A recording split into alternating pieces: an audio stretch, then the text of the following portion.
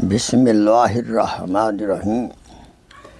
آقا سرور عالم صلی اللہ علیہ وسلم کی جامع اور پرکشش شخصیت میں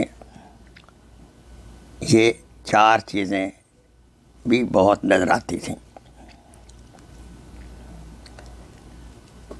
نیکی اور بھلائی کے اختیار کرنے میں ہمیشہ تیار رہتے، چوکو چبند رہتے، برائی اور بدی ترک کرنے میں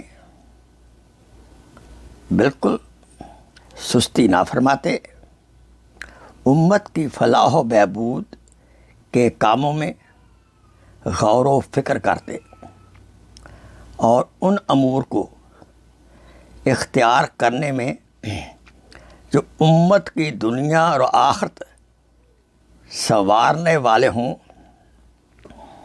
ان امور کی خاص توجہ فرماتے اور ایسے امور پر پابندی سے آپ عمل فرماتے۔ عجیب،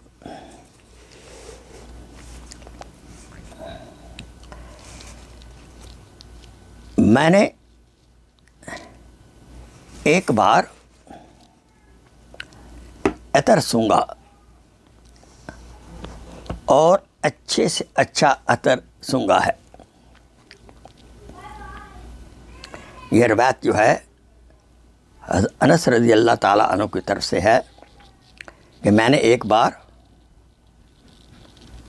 عطر سونگھا، پھر کوئی اور عطر سونگھا،